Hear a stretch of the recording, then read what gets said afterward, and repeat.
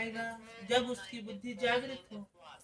अगर बुद्धि जागृत नहीं है तो पशु और मनुष्य में कोई अंतर नहीं है, क्योंकि पशु भी बिना सोचे समझे कुछ भी खा लेता है और कुछ भी कर देता है।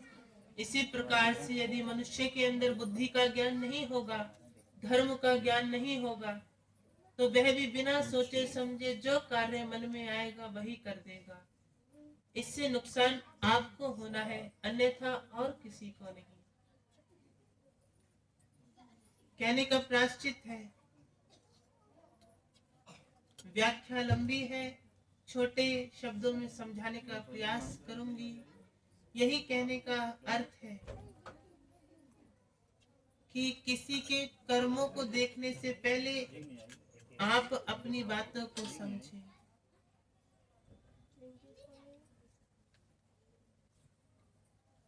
अगर कोई मनुष्य परेशान है और उसके संग गलत हो रहा है तो आप कहते हैं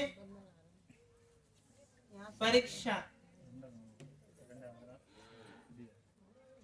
कहते हैं ना कि हम बहुत परेशान हैं, शांत रहिए, हम बहुत परेशान हैं, भगवान हमारी परीक्षा ले रहा है, परमात्मा हमारी परीक्षा ले रहा है।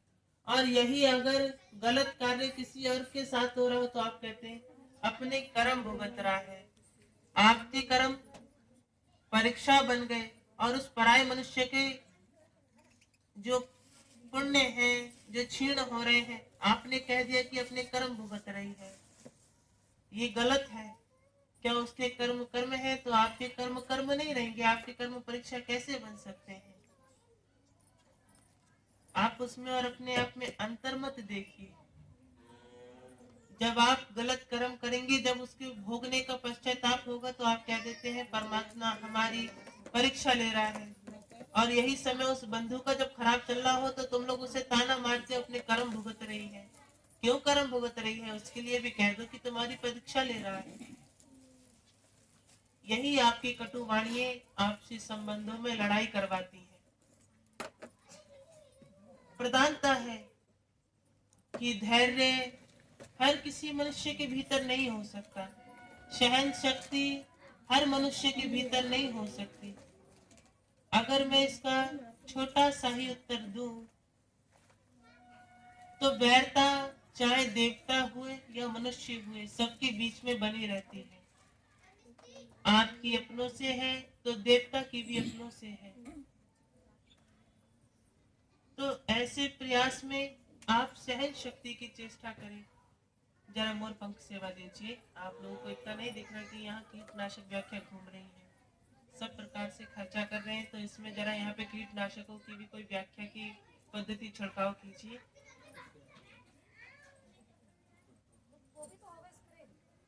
तो ऐसी व्याख्या में अपनी अंतर शक्ति को समझिए। मेरा कहने का अर्थ यही है कि यहाँ पे आना बड़ी बात नहीं है।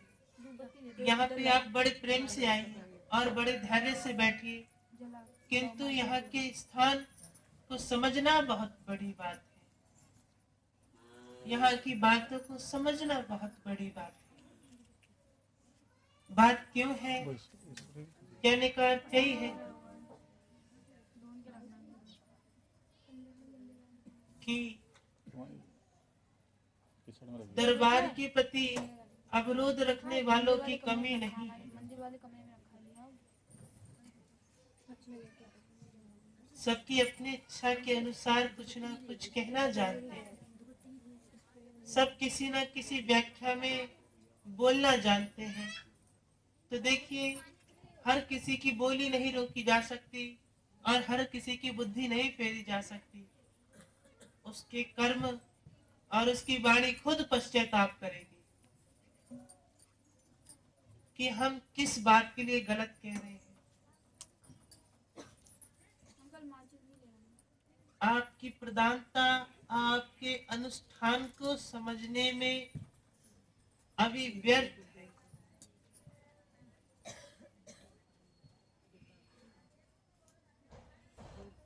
वह समझ नहीं पा रही है। कि आप क्या करने का प्रयास कर रहे हैं।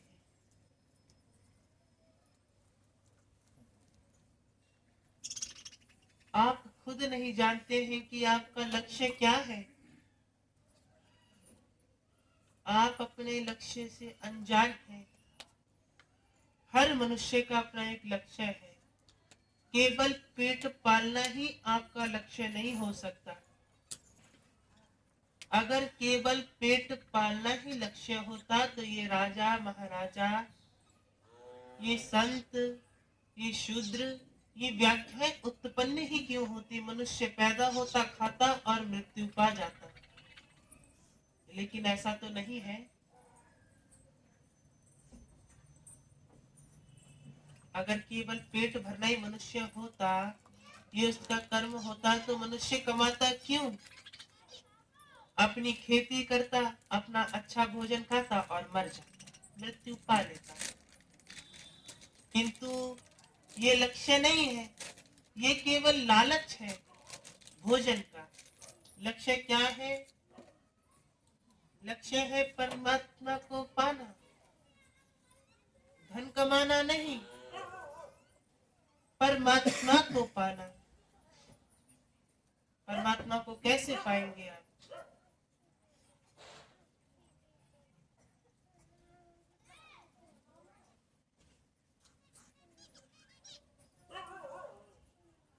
परमात्मा को पाना बड़ी बात नहीं है।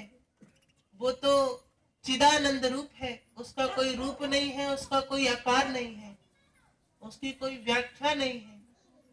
वह तो चिदानंद रूपी है। जहां कहोगे वहां प्रकट हो जाएगा, वहां दर्शन दे देगा।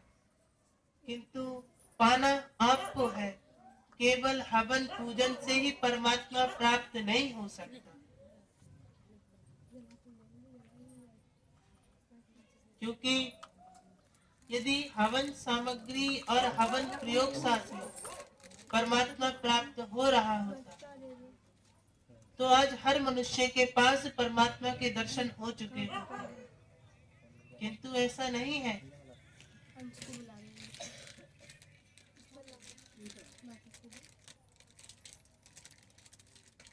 आपका विश्वास आपको परमात्मा प्राप्त कराएगा।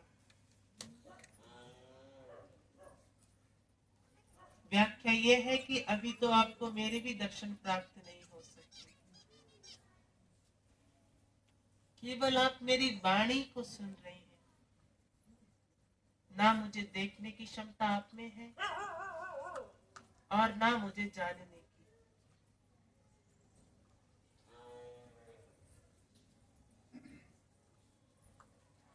आपको देखने के लिए, आपको समझने के लिए मुझे जानना होगा, मुझे समझना होगा,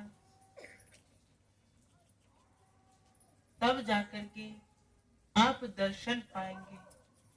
भैया मैंने देखा है आपको। प्रयास विधि ये है, यदि आपने मुझे देख भी लिया तो जीवित रहना बहुत बड़ी बात है। वैसे भैया चित्र में प्रतिनिधि कहती है कि आपने उनको महसूस कर रखा है। जी भैया। महसूस भी हर मनुष्य नहीं कर सकता जब तक उसके भीतर ना हो वह परमात्मा के इस चिदानंद स्वरूप को महसूस नहीं कर सकता। उसको दर्शन और महसूस करना ही बहुत बड़ी बात है। भैया मैंने इतना देखा है तो मैं सोच रहा था मेरी भैया है मेरे पास ही 2 बार देखा। ये गतिविधियां क्या कहलाती हैं कि जब परमात्मा को सृष्टि करते हुए ये क्यों नहीं सोचा कि मैं मनुष्य को दर्शन नहीं दूंगा, इतना तप जप करना पड़ेगा तो परमात्मा मिलेगा, इतना बड़ा नियम क्यों बना दिया। अगर परमात्मा बहुत आसानी से हर मनुष्य को मिल जाता तो आज परमात्मा नाम का जो शब्द है ये केवल एक खिलवाड़ बन के रह गया होता। फिर तो मनुष्य कहता है एक पुकार मारूंगा, देख अभी कन्हैया चला आएगा। एक पुकार मारूंगा, देख अभी राम दौड़ा चला आएगा। राम कन्हैया है तो एक ही, जो नारायण के अवतार है। एक पुकार मारूंगा, देख अभी नारायण दौड़ता चला आएगा। यही तो सोच गलत है। इसलिए परमात्मा ने कहा इतनी आसानी से अगर मैं प्राप्त होने लगा तो जिस प्रकार से संबंधों को खिलवाड़ बना करके छोड़ देते हैं, ऐसी मेरा खिलवाड़ बना के छोड़ देंगे। जब ये अपने सगे नाते नहीं निभा पा रहे हैं, अपने सगे संबंधियों को नहीं निभा पा रहे, ये मेरा रिश्ता क्या निभा पाएंगे।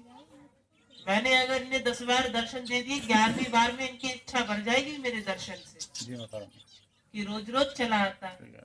तो उसने कहा ऐसी विधि बनाओ कि ये लोग मुझसे उभरे ना, इनका मन मुझ में लगा रहे। तो उन्होंने कहा अगर धन व्याख्या रखोगे तो रिश्वत तो कलयुग में चलनी ही है, तो यही कह देगा चाहे कलयुग में कोई अधिकारी हुआ या परमात्मा हुआ, रिश्वत से ही प्राप्त होगा। तो उसने कहा नहीं, वृक्ष का प्रयोग करो।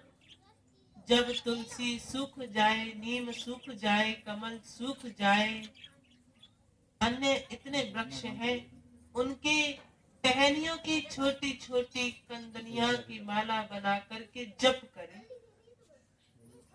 और मुझे पा जाए। जप भी ये नहीं कि आप जरूरी है कि 100 वर्ष जप करें या 200 वर्ष जप करें या 3000 वर्ष जप करें। अगर जप आपका श्रद्धावान है तो पहली माला में ही आपको परमात्मा प्राप्त हो जाएंगे। अगर आपका विश्वास दृढ़ है तो पहली माला में ही आपको दर्शन हो जाएंगे। माला का प्रयोग क्यों है? माला का प्रयोग 108 गिनने के लिए नहीं है। 108 का अर्थ होता है 9, 8 और 1 को, 0 को हटा दे तो 9 अंक प्राप्त हो रहा। अगर केवल 9 अंक की माला बना दी जाती तो इतनी सी माला रह जाती, कब वो हथेली में से घूम गई पता ही नहीं चलती। किंतु 108 अंकों की माला का श्रेय है कि आप इसका गणितज्ञ प्रयास करेंगे तो भी ये परमात्मा के शरणागति को प्राप्त करेंगे।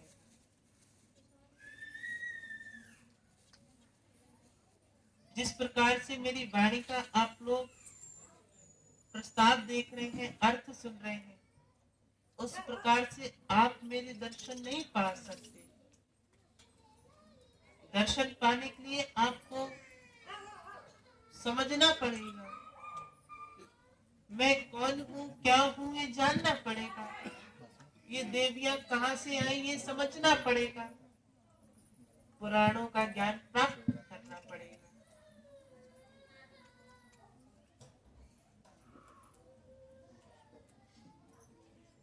जब तक आप अपने अंदर से परमात्मा को नहीं पुकारेंगे, तब तक वह आपके बाहर बैठा परमात्मा आपकी पुकार नहीं सुनेगा।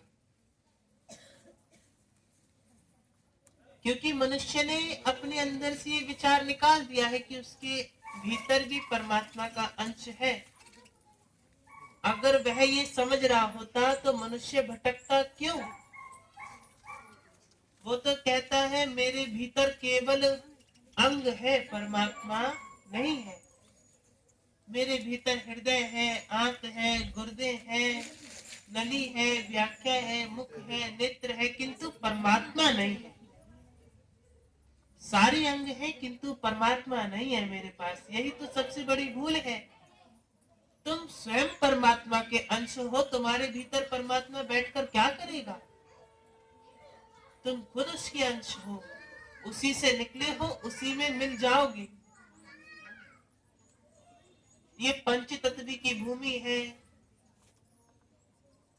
जिस प्रकार से भगवान समानार्थी, परमात्मा निराकार है, ऐसे ही आपकी सोच भी निराकार है। सोच तो बहुत लेते हो किंतु दिखाई कुछ नहीं देता। क्या आपने जो सोचा है वह कभी आपको दिखाई दिया है?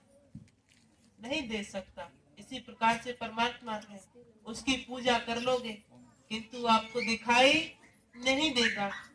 ये चित्रण की व्याख्या से परमात्मा का दर्शन करना बहुत गलत बात है। अगर केवल मूर्ति से परमात्मा प्रदर्शन करे तो ये ठीक नहीं,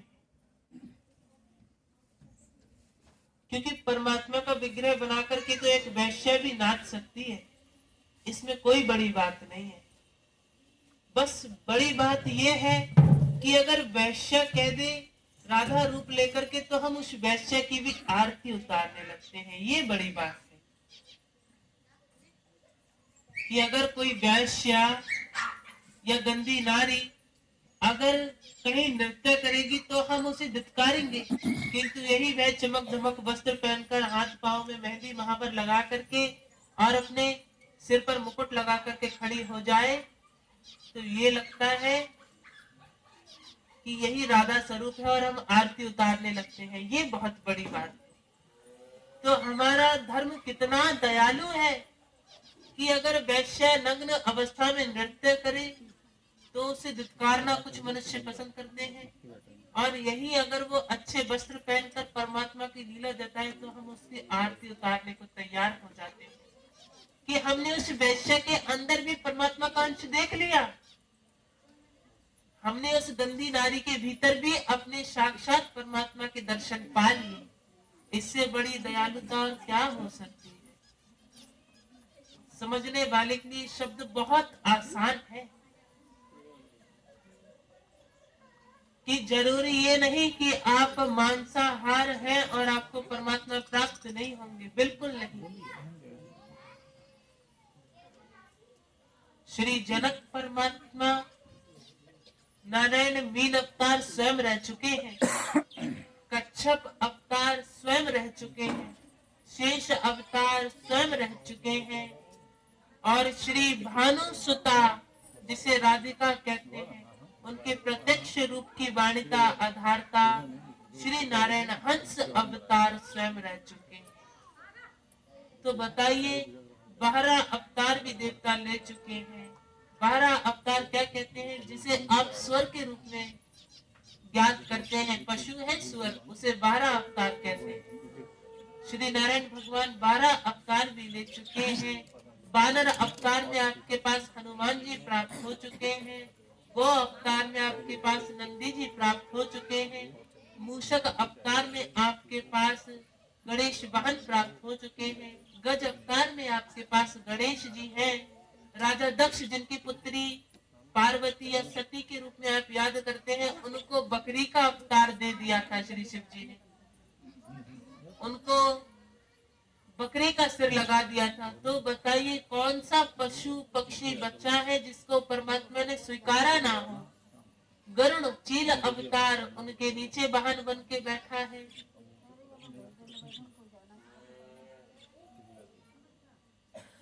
तो परमात्मा ने स्वीकारा किसे नहीं है? सिंह जो मांसाहारी है उसे देवी दुर्गा ने अपने नीचे लिया है, चीता उसे देवी ने अपने नीचे ले लिया है, और क्या बचा है? श्री कालरात्रि जी गधे पर विराजमान है जिसे अशोक नंदन कहते हैं। देखिए, जिस गधे की हम हंसी उड़ाते हैं उसमें स्वयं कालरात्रि जी नौ दुर्गा में देखा होगा। श्री कालरात्रि जी गधा पे विराजमान है। श्री धेनु सुता जी अश्व पर विराजमान है जिसे घोड़ा कहते हैं। बताइए, कच्छप पर माता लक्ष्मी जी भी हैं और वह नारायण अवतार भी है। तो बचा क्या है? परमात्मा ने किस जीव को नहीं अपनाया है? अगर ऐसे गिनाने बैठूं तो हर परमात्मा का अपना है। मयूर को कार्तिक जी ने स्वीकारा है, शिव जी के पुत्र कार्तिक, वह मयूर की सवारी करते हैं, मोर की। तो बचा क्या है? तो सोचिए, जब वह जो मयूर सांप को सर्प को खाना जानता है, जो सिंह नादान पशुओं को खाना जानता है, जो गरुड़ सर्प को खाना जानता है, हर प्रकार से कोई ना कोई पशु कुछ ना कुछ खाना जानता है, जब उसे परमात्मा स्वीकार सकते हैं तो क्या आपको नहीं स्वीकारेंगे? परमात्मा आपको भी स्वीकारेंगे, बस आपका हृदय उनके वचनों के प्रति लगाव होना चाहिए। उनकी वाणी को सुनिए, उन्होंने जो वेद में ज्ञान लिखा है उस वेद को पढ़िए। हमारे पास 4 वेद हैं, 18 पुराण हैं, 108 उपनिषद हैं, 12 नीतियां हैं और हमारे पास कुछ ना सही तो 21 अवतार हैं। उनकी व्याख्या ले लीजिए, क्या कमी है? सब कुछ ज्ञान प्राप्त कीजिए, परमात्मा की शरणागति आपके पास स्वयं प्राप्त होगी। देखिए, बात केवल मुझ तक नहीं, आप तक भी पहुंचनी चाहिए कि मैं तो बता रही हूं और आप सुन रहे हैं। तो ज्ञान सुनाना बड़ी बात नहीं है।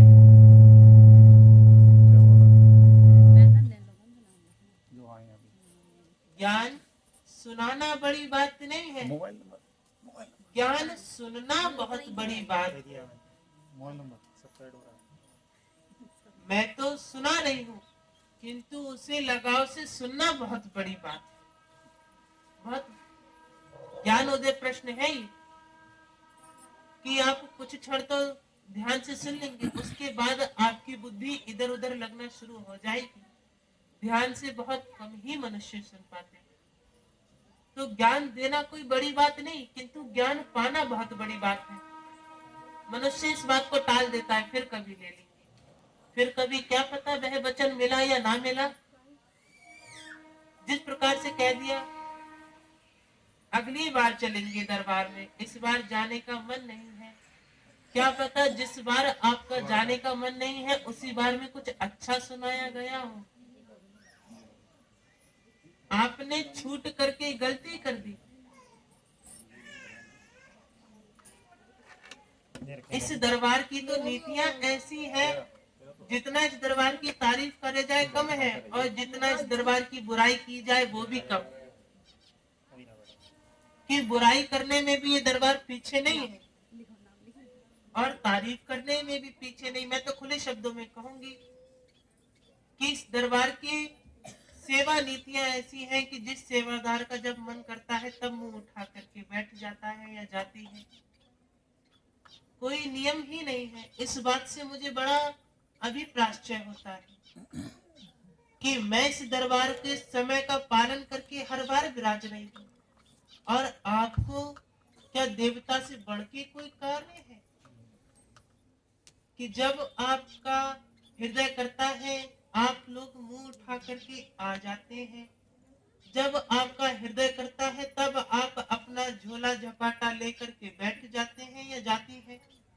कोई भी पुत्र हुआ, कोई भी पुत्री हुई, ये बात सभी पर निर्धारित है। तो ऐसी व्याख्या में क्या देवी को दुख नहीं पहुंचता है कि मैं इस दरबार में समय का साथ देते हुए हर दरबार में विराज रही हूँ, कैसे भी विराजूं, किसी भी परिस्थिति में विराजूं, किंतु आ रही हूँ। पता नहीं मनुष्य को 2 घंटे दरबार में देने में कौन सा इतना जरूरी कार्य आ जाता है जो इस दरबार में नहीं दे पाता है।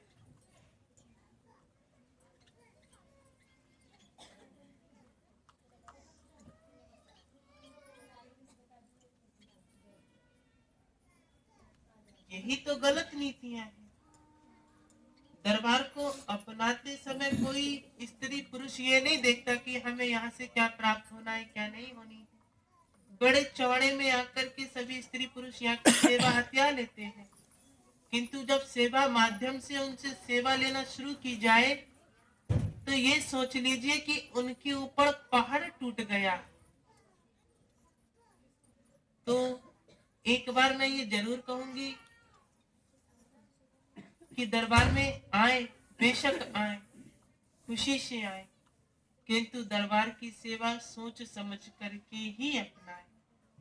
आज कौन कौन नहीं है? माता रानी, प्रियंका नहीं आई है, अभिषेक,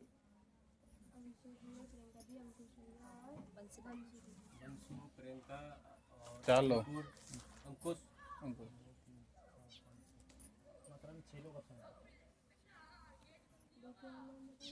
तो फिर जब आप एक देवी को समझना नहीं जानते हैं, मैं आपके लिए फिलहाल बुरे भले शब्द नहीं कह रही हूँ, मैं उनके सेवादारों के लिए कुछ गलत नहीं कहूंगी कि नहीं आ रहे हो तो तुम्हारा ये हो जाए वो हो जाए, बिल्कुल नहीं। बस मैं ये कहना चाहूंगी कि अगर मुझसे बढ़कर आपके पास कोई कार्य है तो यानी परमात्मा का होना ही व्यर्थ है।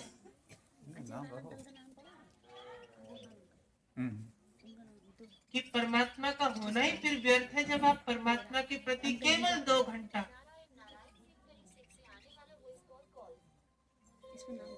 केवल 2 घंटा तो दिया जब आप मुझे अपना 2 घंटा देना नहीं जानते हैं तो ये कैसे हो सकता है कि आपके कार्यों में मैं सदैव निर्वाचित रूप में हर समय प्रस्तुत हो जाऊं? बिल्कुल नहीं।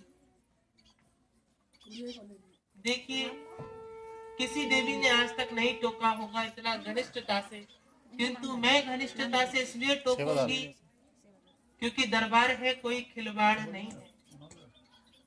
और मैं ये भी नहीं कहूंगी कि आप सेवा त्याग दें। बस एक बार आकर के प्रायश्चित कर जाइए, क्या मुझसे आपके पास कोई बड़ा कार्य है? वंशिका हुई, प्रियंका हुई, अभिषेक हुए, अंकुश हुए, कोई भी हुए, मुझे प्रायश्चित करे कि देवी आपके दरबार से बढ़कर भी मेरे लिए काम है। आपके दरबार से बढ़ के मेरे लिए ये संसार है। तो मैं कहूंगी कि अच्छा, यदि मेरे दरबार से बढ़ के आपके लिए कोई काम है तो मैं भी देखूंगी ये कार्य आपके लिए कब तक टिकाऊ रहता है।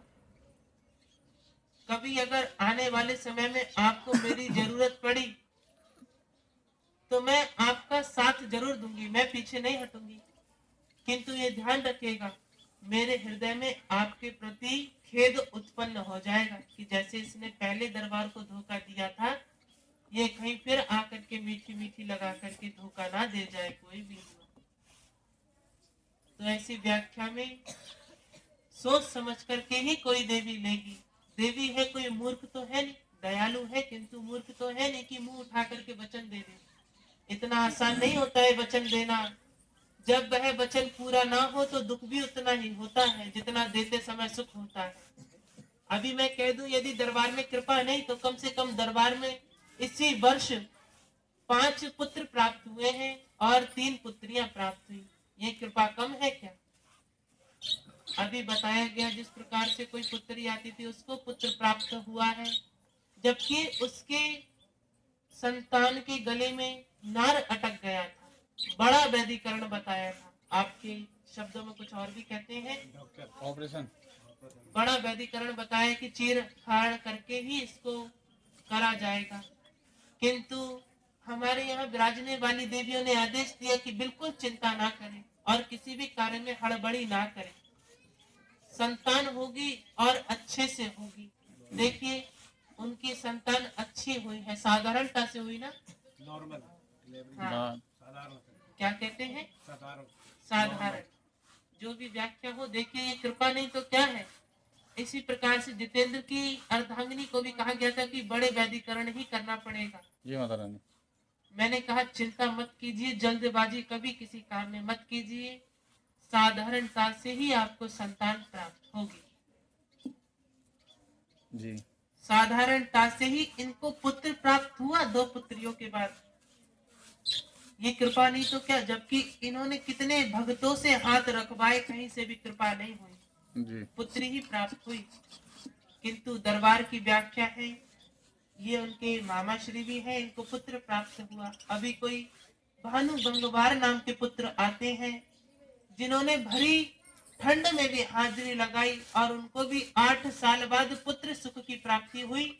और दरबार से हमारे कुछ सेवादार उनके यहाँ गए भी थे जी माता रानी। निमंत्रण हम में। लोग गए थे। 5 लोग गए थे।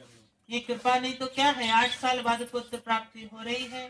जितेंद्र को भी कम से कम 3 से 4 साल बाद पुत्र प्राप्ति हो रही है और इनको भी कई समय के बाद इनका पुत्र खत्म हो गया था, जिनको अभी हुई है, इनको दोबारा पुत्र प्राप्ति हुई है। इनका कल शाम को हुआ है। इनका हाँ। पुत्र कल हुआ है माता रानी। और ऐसे न जाने कितनी संतानें हैं।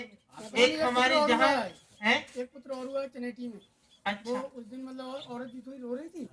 इसकी 3 मतलब क्या कहते हैं लड़कियां थी, 4 देखिए दरबार में गिड़गिड़ाने से ही कृपा हो जा रही, बहुत गिड़गिड़ा रही थी हाँ। कि माता रानी अगर मेरे लड़का नहीं हुआ तो मैं बर्बाद हो जाऊंगी, मेरा नाम डूब जाएगा। कितनी 4 पुत्रियां हैं, 4 पुत्रियां हैं, एक अब पुत्र हुआ था, एक पुत्र बहुत रोई थी दरबार बहुत में। रोई थी दरबार में। तो देवी ने कहा देखिए आशीर्वाद तो दे दे रही हूँ, बहुत मुश्किल से उससे आशीर्वाद दिया, वह पुत्री का आशीर्वाद दे रही थी, हाँ। किंतु जब वह गिड़गिड़ाई तो देवी कहाँ तक विमोर ना हो, वह उसमें रीझ गई और उसको पुत्र प्राप्ति हुई है। लेकिन उसने माता रानी बताया नहीं किसी को अभी तक दरबार में उन्हें हाजिरी नहीं लगाई है। अब उसकी व्याख्या वो है, अब मैं ये लेकिन नहीं कहूंगी कल- किसी का कल हाथ जिनके- पकड़ के लाओ। माता रानी जिनके कल पुत्र हुआ है उनके दादा श्री शायद आज मिठाई और ये हाँ मिठाई अभी लेके आए बधाई हैं। लेकर के आए तो है, जी जी जी ये कृपा नहीं तो क्या है। इससे पहले जहाँ पहले दरबार लगता था वहाँ क्या नाम है उसका, गिरीश। गिरीश देखिए उसके विवाह के बाद उसके पास एक भी संतान नहीं थी, संतान होती थी तो 3 माह के बाद खराब हो जाती थी। कि माता रानी बहुत उसने परेशान था। दरबार से लगातार गोद भरवाई और उसको भी पुत्र प्राप्ति हुई, वो भी पुत्र हुआ, सही बात। उसको भी पुत्र हुआ। दरबार से माता रानी बहुत बड़ी कृपा है। 9 10 साधारण बात है, चाहते तो पुत्री भी हो सकती थी। 17-18 पुत्र हो चुके हैं माता रानी दरबार व्याख्या में फिर भी 17-18 नहीं गिन रही हूँ, क्योंकि वरना ये लोग कहेंगे माता रानी ज्यादा बड़ी बड़ी जो फेंक माता रही रानी है। हमारे संज्ञान में है। मैं केवल जो सामने सामने है उनकी गिनती दे रही हूँ, हम लोगों की गिनती में तो है। जो आपकी गिनती में है केवल वही गिना रही हूँ। माता रानी प्रियंका आ गई हैं। वैसे प्रियंका हमारी सेवा देने में अच्छी है, ये अभिषेक और बंसिका ही है जो मार खाते रहते हैं। माता रानी सामने आ गई, तारीफ कर दी आपने उनकी। ये वंशिका भी आज से 4 से 5 माह पहले करीबन 3-4 माह नहीं आई थी दरबार में, ज्यादा ही नहीं आई थी। मत आइए, मेरा क्या जा रहा है, मैं कौन सा तुम्हारा इसको हाथ बुलाना। पकड़ के दरबार में लेकर के बोला। आऊं। जिसकी आने ओए की इच्छा प्रियंका। है वह खुद आए, और जिसकी आने की इच्छा नहीं है वो मत आए। मैं किसी का हाथ पकड़ के तो दरबार में लाऊंगी नहीं, और ना ही ये दरबार उनके बार बार चल के जाएगा। मैं तो केवल इतना कहना जानती हूँ, मैं उनके प्रति कोई गलत वचन नहीं कहूंगी। खूब कृपा बनी रहे इस दरबार की देवियों की। बस मैं इतना कहूंगी, जब आप सेवा का अर्थ नहीं जानते तो आपको सेवा लेना ही व्यर्थ है, कि आप उसका अर्थ नहीं समझ पा रहे हैं। जिस प्रकार से आंचल हुई, आंचल भी प्रथम दरबार में गाना बहुत गाया और आंचल इस दरबार में नहीं आ पाई।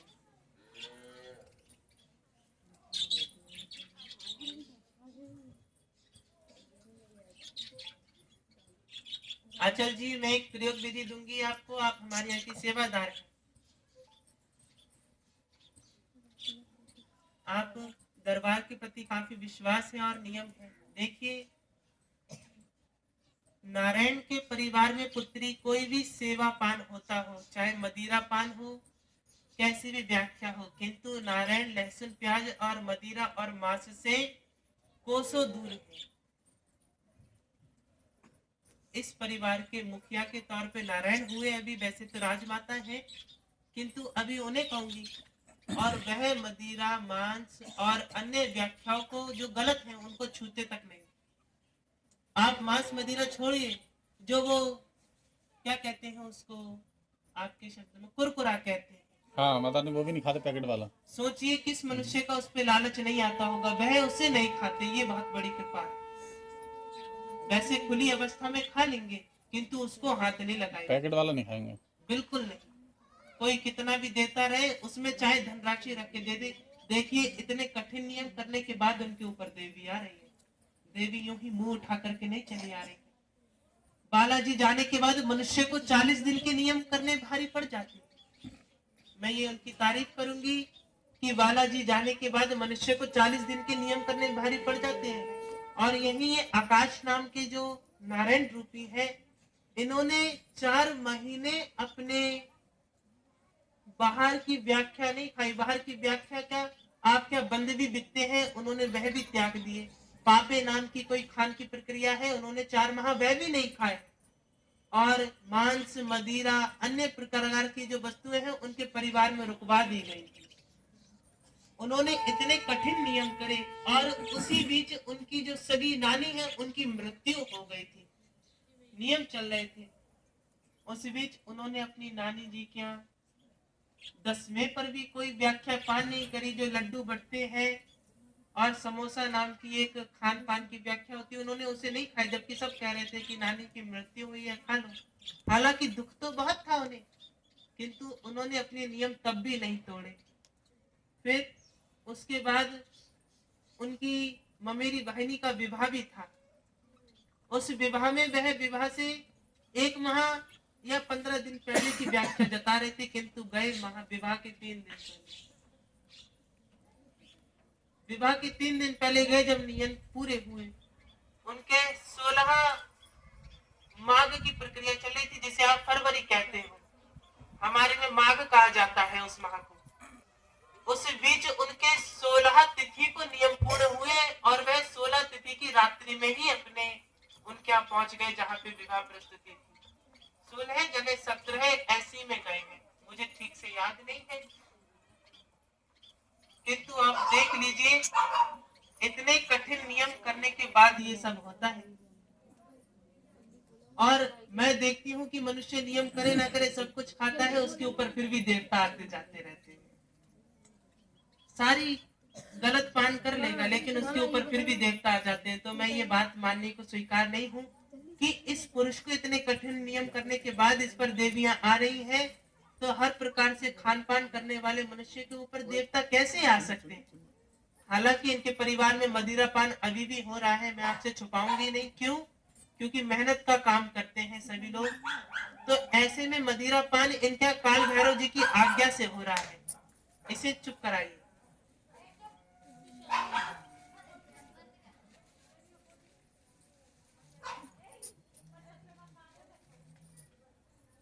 इनका जो मदिरा पान हो रही है वह काल भैरव जी की आज्ञा से। काल भैरव जी मदिरा पान करते हैं, तो उन्होंने आदेश दे रखा है कि जब आपकी सारी कृपाएं ठीक हो जाए तब आप फिर से नियम में बांधे जाएंगे।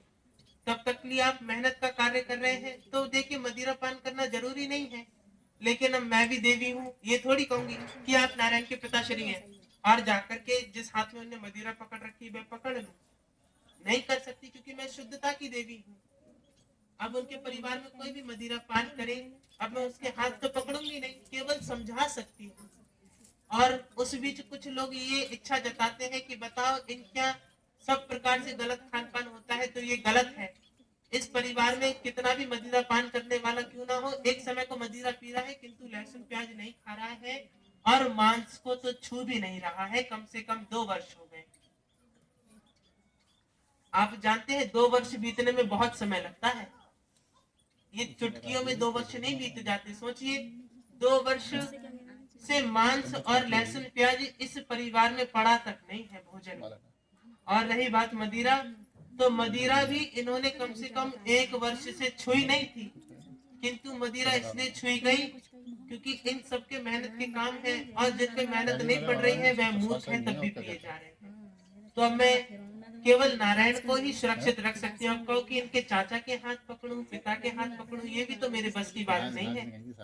आप कहेंगे देवी हो, इनकी बुद्धि घुमाओ, इनकी बुद्धि ठीक करो, तो देखिए इस संसार में हर मनुष्य पीने वाला है। ऐसे कितनी देवियां आ रही हैं, वह क्यों नहीं घुमा रही हैं बुद्धियां। सभी मनुष्य को अपनी बुद्धि के अनुसार जीने का अधिकार है। ऐसे हर मनुष्य की बुद्धि घुमाई जाएगी तो ये ठीक नहीं। क्या है, आप लोग कैसे शोर शराबा मचाए पड़े हैं। बच्चों को शांत करा दो।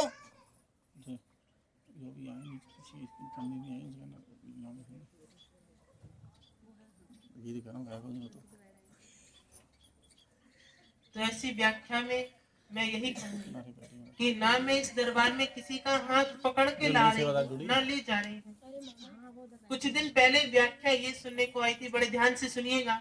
शांत रहो। कुछ दिन पहले व्याख्या ये सुनने को आई थी,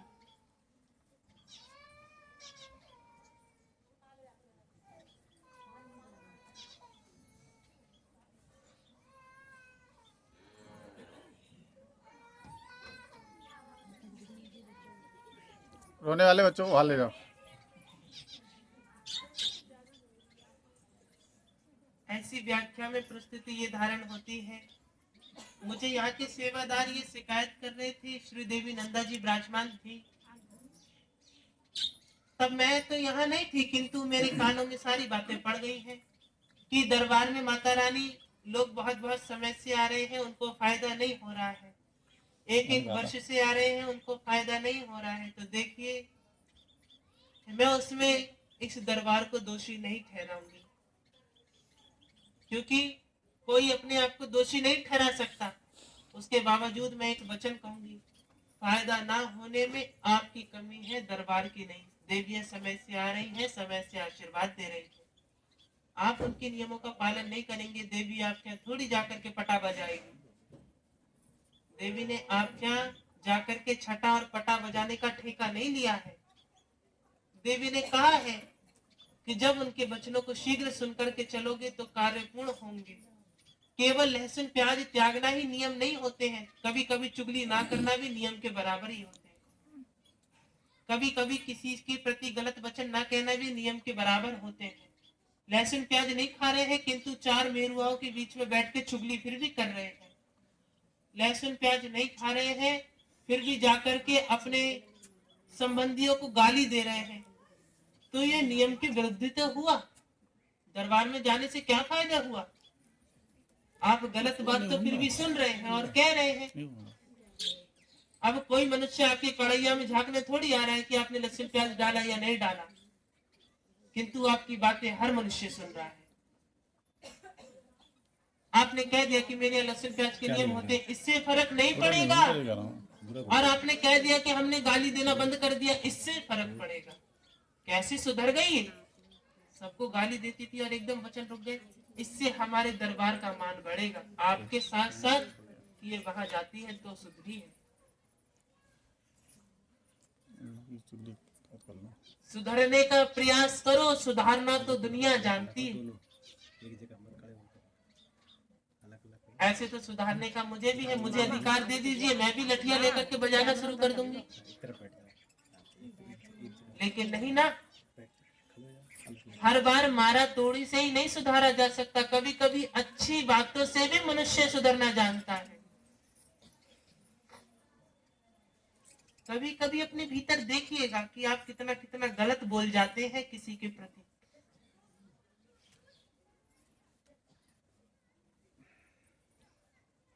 अब मैं देवी के रूप में यहाँ विराजमान हूँ और मैं आपको समझा रही हूँ, ये बहुत बड़ी बात है। ऐसे में मैं एक बहुत बड़ी नियम यहाँ पे जारी कर रही हूँ, ध्यान से सुनिएगा। लहसुन प्याज खाना चाहते हैं तो आप लोग खा सकते हैं, बस मंगल और शुक्र को छोड़ दें। शनिवार को भी खाएं, मंगल और शुक्र को छोड़ दें। शनिवार को खा सकते हैं, शुक्र हमारे दरबार के लिए, मंगल इस दरबार के बालाजी के लिए। केवल 2 दिन हमें दे दीजिए, बाकी दिन आप लहसुन प्याज कीजिए, किंतु मदिरा मांस फिर भी मत खाइए। ये नियम जारी है। और उसके विपरीत कुछ सेवादार के लिए नियम है। अगर यहाँ के जो भी सेवादार हैं, कैसे भी परिस्थिति में हैं, वह दरबार की यदि सेवा देना नहीं जान पा रहे, तो मैं उनसे प्रार्थना करूंगी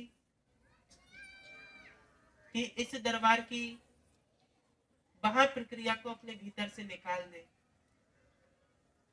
यहाँ के सेवादार यदि यहाँ पे 11 पंचांग पर मुझे प्रस्तुत नहीं मिलते हैं, तो मैं उनसे कहूंगी साधारण मनुष्य की तरह आए और प्रवचन सुने।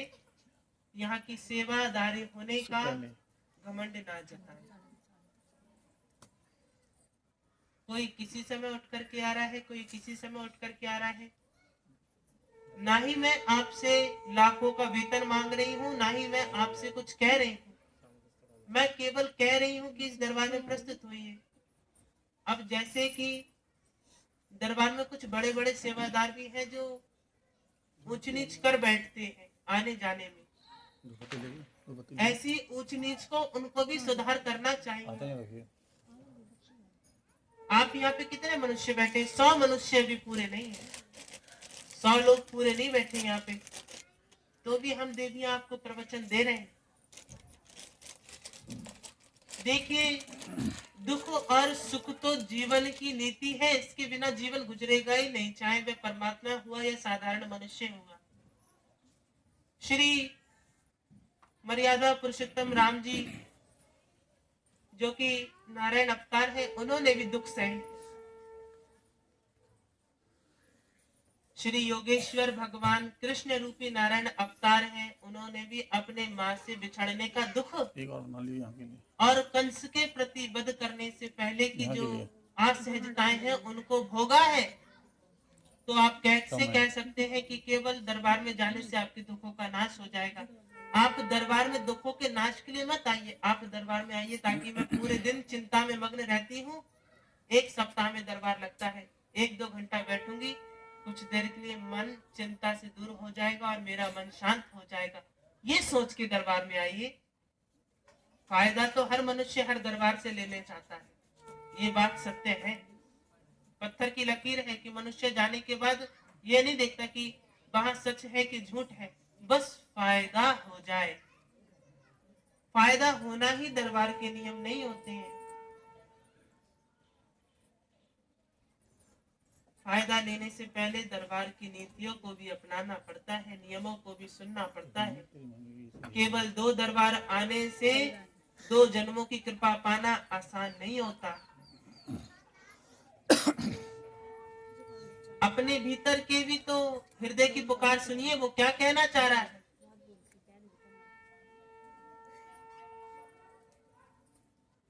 यहाँ के सेवादार जब तक अपनी व्याख्या को नहीं सुधारेंगे, इस दरबार का कोई भी मनुष्य इस दरबार को नहीं समझेगा। आप पहले अपनी सेवादारी को सुधारें कि आपका जब मन हो रहा है तब मन की व्याख्या से आ रहे हैं, जब मन हो रहा है तब आप दरबार को छोड़ दे रहे हैं। ये दरबार का नियम नहीं है। हम देवियां हैं, मूर्ख नहीं है। हम देवियां हैं और बड़ी कृपालु हैं। जितना हंसना जानते हैं उससे कई गुना ज्यादा हम क्रोध करना जानते हैं। कह नहीं सकते किंतु करना जानते।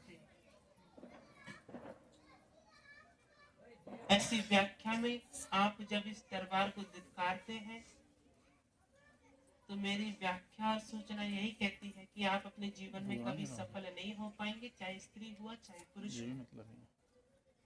यही मेरी प्रथम लीला है कि अवधेड़ना है। श्री नारायण जो कि जिनके ऊपर मैं विराजमान हूँ, जिनके नाम आकाश के नाम से है, उनकी व्याख्या भी कहती है कि आए तो आए, ना आए तो कोई फर्क नहीं, किंतु मुझे फर्क पड़ता है। उनको फर्क पड़े या मत पड़े, किंतु मुझे फर्क पड़ता है एक भी सेवादार की कमी होने से। कि मैं ये बात बड़ी उत्कृष्टता से कहूंगी कि इस दरबार में 100 को संभालने के लिए 10 सेवादार हैं, जबकि इस दरबार में 100 को संभालने के लिए करीबन 200 सेवादार होने चाहिए, जो एक मनुष्य पर 2 बैठे। आने वाली जनसंख्या से कई गुना यहाँ सेवादार होने चाहिए। उसकी प्रतिक्रिया ये कहेगी कि माता रानी फिर आने वाले मनुष्य तो ज्यादा सेवादार हो जाएंगे। बिल्कुल होने चाहिए। आने वाली जनसंख्या से कई गुना सेवादार होने से ही दरबार को चलाया जा सकता है। आप कहें कि 10 सेवादार 100 मनुष्य को संभाल सके, बिल्कुल नहीं। शांत हो जाइए, शांत हो जाइए। रात श्री देवी जी ने आदेश दिया था, अगर किसी मनुष्य में हिम्मत है तो इस दरबार को अकेले चला करके दिखा दे। एक दिन इस दरबार को अकेले चला करके दिखा दे। अगर किसी मनुष्य में हिम्मत है जो कहता है कि दरबार में ढोंग हो रहा है, दरबार में देवी नहीं आ रही, मैं बड़े प्रिय वचन से कहूंगी, एक दिन दरबार संभाल के दिखा दे। मैं विराजूंगी नहीं और ना ही नारायण तुमसे कुछ कहेंगे। मैं उन्हें कक्ष के भीतर ले जाऊंगी और बैठलवा दूंगी। उस बीच कोई भी मनुष्य इस दरबार को थाम ले और चला करके दिखा दे। एक दिन चला करके दिखा दे। सही बता रही हूँ। रात देवी जी ने बड़ी पते की बात कही है कि तुम चलाना तो छोड़ो, अगर एक दिन देवी नहीं विराजी और किसी मनुष्य ने यहाँ आकर के ये कह दिया ढोंग है, देवियां तो बाद में पहले यहाँ की जनसंख्या अपनी जूती चप्पल लाके उस मनुष्य पे डट जाएगी कि तुमने हमारे दरबार की गलत कह दिया। देवियां तो बाद में श्राप देंगी, पहले यहाँ की जनसंख्या अपनी जूती चप्पल लेके डट जाएगी, आप तेरे टकली गंजी करो। पहले बहुत मुंह चला रहा था दरबार को लेकर के, तो हो ही नहीं। इसलिए इस दरबार को केवल एक मनुष्य चला सके, बहुत बड़ी बात है। अकेला मनुष्य इस दरबार को नहीं चला सकता। अकेला मनुष्य इस दरबार को क्यों नहीं चला सकता? क्यों? क्योंकि इस दरबार की ऊर्जा अकेला मनुष्य सहन नहीं कर सकता। कृपा तो कृपा, ऊर्जा, ऊर्जा कहाँ से प्राप्त होती है? ऊर्जा आपके वचनों से प्राप्त होती है, आपके भाव से प्राप्त होती है, उसे ऊर्जा कहते हैं। और इस दरबार में हर मनुष्य की अलग अलग प्रकार के भाव हैं और अलग अलग प्रकार की ऊर्जाएं हैं, उसे एक मनुष्य नहीं संभाल सकता, किंतु मैं देवी इस दरबार को अकेले संभाल लेती हूँ। मैं इस दरबार को अकेले संभालना जानती हूँ, और मैं यदि एक दरबार ना विराजमान हूँ तो लिख के दे सकती हूँ, इस दरबार को और कोई मनुष्य चला नहीं सकता, नहीं चला पाएगा। लिख करके दे करके जा सकती हूँ। मैं यहाँ पर एक दरबार ना विराजूं तो इस मनुष्य को कोई भी हुआ वह इस दरबार को नहीं चला सकता। ऐसी अवहेल नीति में थोड़ा दुखद कार्य इस दरबार के प्रति करना है। सहानुभूति है कि देवी श्री नंदा देवी जी ने हमें आज्ञा दी है कि मूल पीठाधीश्वर अपना अधिकार छोड़ना चाहते हैं, तो ऐसी व्याख्या में आज ये दुखद समय है। मैं उनको पद अधिकारी श्री मूल पीठाधीश्वर से अधिकार से श्री अम्बा जी के समस्त खड़े होकर के उनका ये अधिकार निरस्त करते हुए इस दरबार की साधारण सेवा प्रदान करती हूँ। ऐसी व्याख्या में मैं इस दरबार के मूल पीठाधीश्वर सेवा अधिकारी साक्षात नारायण को घोषित करती हूँ। जय हो माता रानी की जय। ऐसी व्याख्या में अब वह एक साधारण सेवादार की व्याख्या में गिने जाएंगे। मैं देवी महाशक्ति पीठों में एक अम्बा देवी जी के रूप में यहाँ विराजमान हूँ, और मैं ये व्याख्या और सेवा उनके माध्यम से उनकी इच्छा अनुसार क्षीण करती हूँ। जय हो अम्बे मैया की। श्री सेवा सांसद अधिकारी जितेंद्र को मैं सेवा सांसद प्रक्रिया से उनकी सेवा माध्यम से क्षीण करती हूँ और उनको साधारण सेवा गति प्रदान करती हूँ। जय हो माता रानी। मैं यहाँ की विभिन्न प्रकार की सेवाएं सेवा सांसद प्रक्रिया यहाँ की मध्य गति चलने वाली कृपा रूप में कौशिकी यादव को यहाँ की सेवा सांसद भिन्न प्रकार की क्रियाओं को प्रदान करती हूँ। जय हो माता रानी। यहाँ का मूल पीठाधीश्वर अधिकार का प्रथम अंश श्री नारायण के अंदर भीतर प्रवेश कराते हुए मैं 3 लाख प्रकार की सिद्धियां मूल पीठाधीश्वर से अपनी झोली समक्ष वापस लेती हूँ, और मैं उनसे विधिगणित प्रकार की अनेक सिद्धियों को भी श्री सेनापति को वापस करती हूँ। ऐसी प्रक्रिया में किसी भी यात्रागत जाते हुए ये खेद जारी होगा, और आपको याद करना या ना करना ये सेनापति के ऊपर निर्भर होगा। ऐसी विधिगत गति में आपकी इस इच्छा को स्वीकारते हुए थोड़ा दुख है, किंतु आपकी इच्छा को सुनना भी देवी ने कहा है जरूरी है।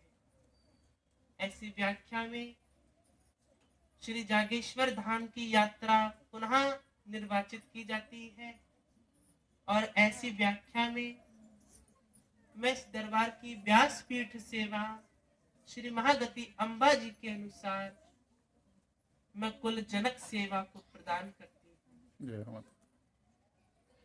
और जनक सेवा प्रति मैं यहाँ की सुरक्षा सांसद प्रक्रिया यहाँ की पुत्री अंशु को प्रदान करती हूँ। अंशु यादव है यहाँ, माता रानी है, ये भी 2 हैं।